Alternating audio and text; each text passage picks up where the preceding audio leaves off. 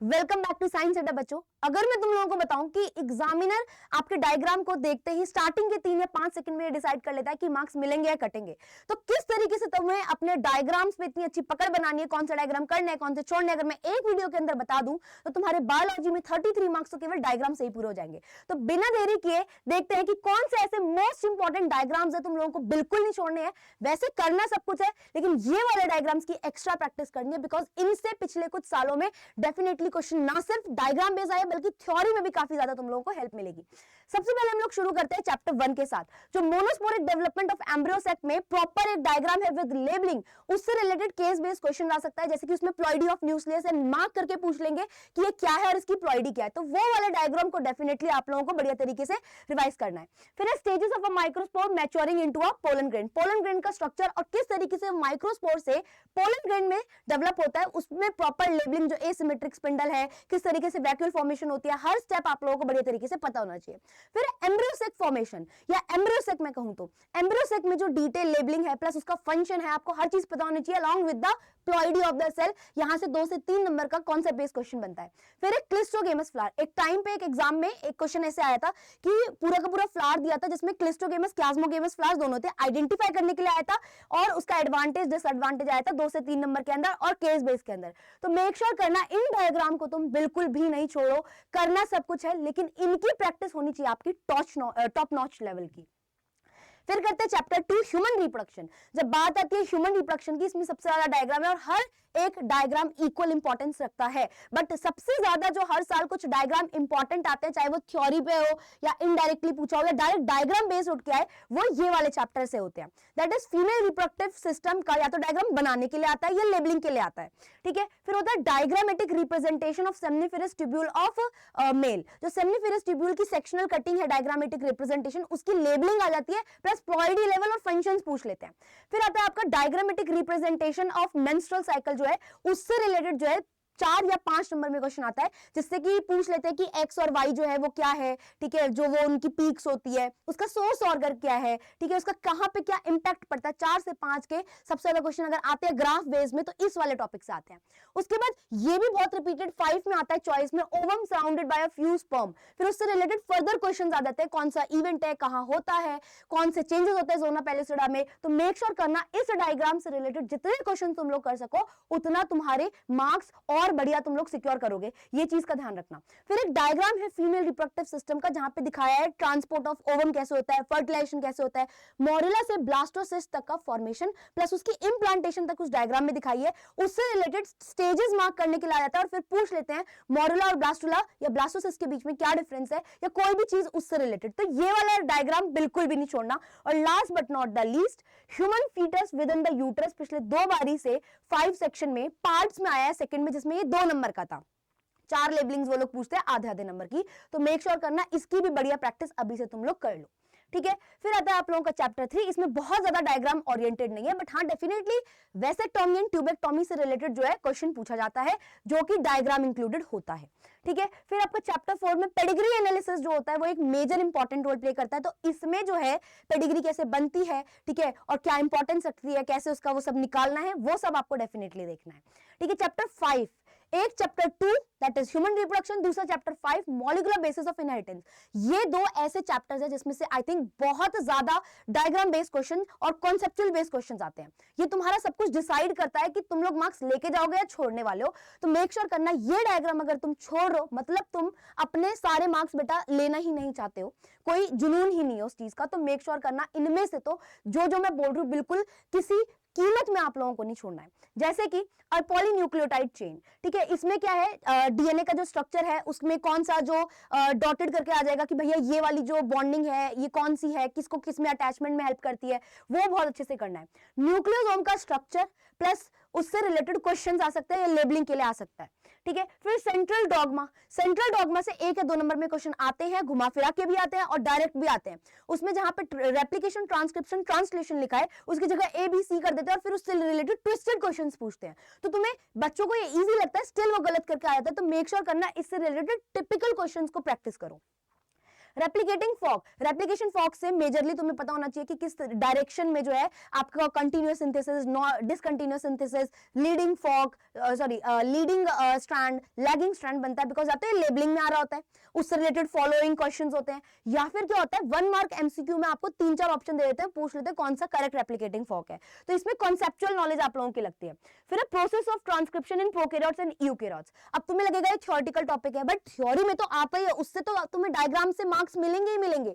उसके अलावा कभी कभी आ जाता है कि which of the following is the correct sequence of transcription in the prokaryotes. तो तुम्हें बढ़िया तरीके से सारे स्टेप लाइन वाइज और पता होना चाहिए कि कौन से स्टेप में क्या होता है। Transcription of process of transcription in prokaryote and eukaryote, दोनों का डायग्राम कर लेना। और स्पेसिफिकली यूकैरियोट्स के केस में तो वो कैपिंग, टेलिंग और स्प्लाइसिंग वाले को बिल्कुल भी नहीं भूलना है, ठीक है। फिर यार लैग कॉपीरॉन जो है या तो ड्रॉ करने के लिए आता है या ऑलरेडी जो बना हुआ है उसमें लेबलिंग वगैरह आती है। ट्रांसक्रिप्शनल यूनिट से रिलेटेड बहुत क्वेश्चंस आते हैं, उसमें आइडेंटिफाई करने के लिए दे देगा कौन सा जो है आपका कोडिंग स्टैंड है, टेम्पलेट स्टैंड है, प्रोमोटर की लोकेशन क्या है, स्ट्रक्चरल जीन की लोकेशन क्या है, टर्मिनेटर की लोकेशन क्या है, इनकी पोजीशन चेंज कैसे कर सकते हैं, किस रिस्पेक्ट के बेसिस पे इनकी ये जो प्रोमोटर एंड टर्मिनेटर है इनकी लोकेशन है। तो इस वाले डायग्राम से लेबलिंग प्लस फॉलोइंग क्वेश्चंस आते हैं। फिर लास्ट में डीएनए फिंगरप्रिंटिंग से 1 नंबर में क्वेश्चन आता है, जिसमें मोस्टली यही टाइप का क्वेश्चन आता है कि विक्टिम का जो है ब्लड, वो आपको आइडेंटिफाई करना है कौन जो है मर्डरर है या फिर कौन पेरेंट है इस वाले चाइल्ड का। इस टाइप के क्वेश्चन उससे आते हैं, तो वो 1 नंबर में यूजुअली आता है, तो मेक श्योर करना उसे भी कंफर्म कर लो बिकॉज इजी है। फिर चैप्टर 6 अगर इवोल्यूशन की बात करें, इससे अडेप्टिव रेडिएशन आता है, ठीक है, उससे रिलेटेड क्वेश्चंस आ जाते हैं, ठीक है। फिर उसके बाद जो ग्राफ्स है ना आपके 3 टाइप ऑफ नेचुरल सिलेक्शन के, उससे रिलेटेड केस बेस्ड क्वेश्चन और रीड्रॉ करने के लिए आ जाता है, ठीक है। फिर ये वाला क्वेश्चन जो है 3 नंबर में पिछले 2 बारी में पिछले 4-5 साल में देखा गया है, दैट इज कंपैरिजन, जहां पे हम करते हैं ह्यूमन स्कल की विद द बेबी चिंपैंजी का स्कल और एडल्ट स्कल। ये तुम्हें पता होना चाहिए कि कौन सा ह्यूमन का है, कौन सा बेबी चिंपैंजी का है, कौन सा एडल्ट चिंपैंजी का है और क्या डिफरेंसेस एंड क्या सिमिलैरिटीज है, इससे रिलेटेड क्वेश्चन आता है। उसके बाद chapter 7 human health and disease में stages in the life cycle of plasmodium, ये एक डायग्राम बेस्ड क्वेश्चन है जो कि डायरेक्टली या तो 5 नंबर में आता है, तो तुम्हें इसका डायग्राम पता होना चाहिए। उसके अलावा स्ट्रक्चर ऑफ एंटीबॉडी लेबलिंग के लिए आ जाती है, फिर पूछ लेंगे फॉलोइंग क्वेश्चन कि ये वाली एंटीबॉडी किस में मिलती है, किस टाइप की इम्यूनिटी प्रोवाइड करती है, तो ये बहुत इंपॉर्टेंट है। फिर replication of retrovirus, again 5 number में अगर इस चैप्टर में से कुछ आता है तो वो ये वाला डायग्राम बेस भी आ सकता है। और 2-3 नंबर में अगर क्वेश्चन यहां से आना होता है तो केमिकल स्ट्रक्चर ऑफ ड्रग्स में अलग अलग ड्रग्स का जो केमिकल स्ट्रक्चर है वो आइडेंटिफाई करने के लिए आता है। फिर हो सकता है किसी की फिजिकल या केमिकल प्रॉपर्टी पूछ ले या किसी का प्लांट रख दे और फॉलोइंग पूछे कि इसका साइंटिफिक नेम क्या है, ये इसका ओरिजिन क्या है, इसके कौन से पार्ट से वो ड्रग निकलता है, फिर उससे फॉलोइंग क्वेश्चन पूछे। तो ये वाली चीज तो बिल्कुल भी नहीं छोड़नी है क्योंकि ये भी आती है, ठीक है। ये ऐसे हैं जो भाई पिछले 3-4 सालों में मोस्ट रिपीटेड है, इनको आप लोगों को बिल्कुल भी नहीं छोड़ना है, ठीक है। फिर चैप्टर 8 जो है माइक्रोब्स इन ह्यूमन वेलफेयर, उसमें टिपिकल बायोगैस प्लांट और सीवेज ट्रीटमेंट प्लांट भले ही वैसे आपको लेबलिंग का नहीं ऐसा एनसीईआरटी में गिवन है, ठीक है, अलग सा पूरा पिक्टोरियल रिप्रेजेंटेशन है, अलग चीज की रियल पिक्चर है, बट तुम लोगों को ये टॉपिक बहुत अच्छे से गिवन है, तो इससे रिलेटेड जो है आप लोगों के केस बेस्ड क्वेश्चन जो है, नॉलेज कॉन्सेप्चुअल जो क्वेश्चन है वो बहुत आते हैं। तो सीवेज ट्रीटमेंट प्लांट को बना के अभी से देखो, चाहे ये बड़े आंसर में एक्सप्लेनेशन के लिए आए या कॉन्सेप्ट बेस में आए, तुम्हारा इस पे कमांड बहुत अच्छा होना चाहिए।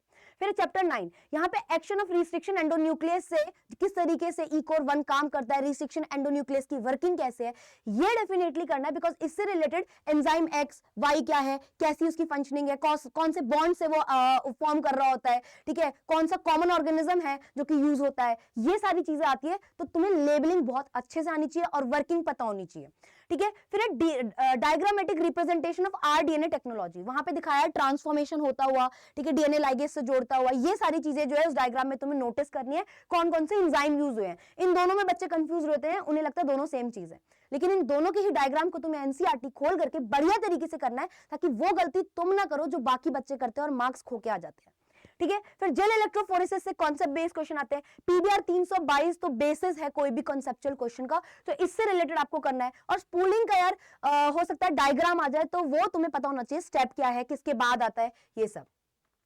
फिर आता है आप लोगों का चैप्टर 10, इसमें maturation of pro insulin into insulin, ठीक है, इससे रिलेटेड क्वेश्चन आ सकता है।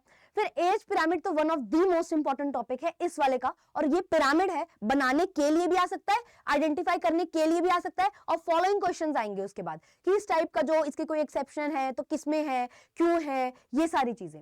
ठीक है। फिर पॉपुलेशन ग्रोथ कर्व, जो आपके दो पॉपुलेशन ग्रोथ है, exponential and logistic growth curve model, उससे रिलेटेड इक्वेशन बेस्ड क्वेश्चन और डिफरेंस उनके बीच में कौन सा ज्यादा रियलिस्टिक है आइडेंटिफाई करने के लिए, इक्वेशंस वगैरह, ये सब यहां से आता है। ठीक है। फिर चैप्टर 12 में इकोलॉजिकल पिरामिड्स जो हैं आपके, ठीक है, सॉरी यहाँ पे जो एज पिरामिड थे वो वाले हैं आपके वो जो स्टेबल है, डिक्लाइनिंग है, एक्सपेंडिंग है, और यहाँ इकोलॉजिकल पिरामिड था चैप्टर 12 में, जिसमें वो पिरामिड ऑफ नंबर, एनर्जी और जो बायोमास वाला है वो वाला आपको आइडेंटिफाई करना आना चाहिए। उसके अलावा सबसे इंपॉर्टेंट थिंग इज कि आप लोगों को उससे फॉलोइंग क्वेश्चंस आने चाहिए कि कौन से केस में कौन सा इरेक्ट होता है, कौन सा इन्वर्टेड होता है और क्या उसका रीजन है। ठीक है। लास्ट दैट इज चैप्टर 13 से अगर मैं कहूं कुछ करना है तो ग्राफ करके जाना स्पीशीज एरिया रिलेशनशिप का, और किस टाइप का ग्राफ जो है उसका कब ऑब्टेन होता है ये पता होना चाहिए। इसी के साथ सारे मोस्ट इंपॉर्टेंट चीजें तुम्हें बता दिए, पढ़ना है, उन्हें करना है। अगर करते हो ना सिर्फ तुम लोगों को लेबलिंग वाले क्वेश्चन अच्छे से आएंगे, बल्कि तुम्हारी थ्योरेटिकल आंसर रिप्रेजेंटेशन और थ्योरेटिकल में भी मार्क्स डेफिनेटली बढ़ेंगे। 33 से प्लस नंबर ही इनसे कंफर्म होंगे अगर इनको बहुत अच्छे से कर लेते हो।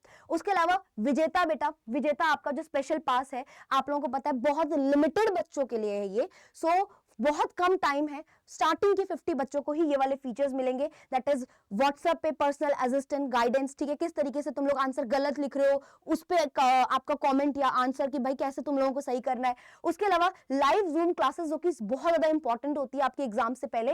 And last but not the least, proper जो है थ्रू आउट द सेशन आप लोगों को थ्रू आउट द जब तक एग्जाम नहीं होता पूरी गाइडेंस मिलेगी कैसे चीजों को सही करना है। बट ये किसके लिए है? जो विजेता स्पेशल पास में 2.0 में जितनी जल्दी अभी विद इन फ्यू आवर्स जो है एनरोल करेगा उसको ये सारे ऑफर मिलेंगे and with a very affordable rate. And अभी बहुत लिमिटेड सीट्स हैं, हमारी जो अवेलेबिलिटी है बहुत लिमिटेड है, तो जो जितना जल्दी करेगा उसमें एनरोलमेंट उतनी ही जल्दी आप लोगों को हेल्प होगी अपनी अच्छे मार्क्स की जर्नी में। लास्ट, अभी विंटर की सेल चल रही है ताकि तुम्हारी इन सर्दियों में जो तुमसे पढ़ा नहीं जाता है अच्छे से पढ़ सको, तो 40% ऑफ चल रहा है सारे ही कोर्सेज पे। जाओ, एनरोल करो एंड यूज करना कोड निशा 21 कैपिटल में। इससे बेनिफिट ये होगा बेटा आपको थोड़ा सा ज्यादा अफोर्डेबल अमाउंट में ये जो ऑफर अभी चल रहा है, ठीक है, सारे जो भी कोर्सेज आप लोगे उसमें आप लोगों को ऑफ मिल जाएगा, that will be affordable for you. And go for विजेता, क्योंकि भाई विजेता 2.0 से तुम लोगों को बहुत बेनिफिट होएगा। हम लोग डिटेल में पढ़ाते हुए क्या गलतियां तुम कर रहे हो उसको एनालाइज करते हुए तुम्हें बहुत अच्छे तरीके से ट्रेन कर देंगे एग्जामिनेशन तक। सो आई होप तुम लोगों को सब कुछ समझ आया होगा। मुझे कमेंट करके डेफिनेटली बताना कि कौन कौन रेडी है 33 मार्क्स एनरोल करने के लिए और सिक्योर करने के लिए, एंड कौन कौन बच्चा ऑलरेडी विजेता 2.0 ले चुका है। ठीक है, बाय।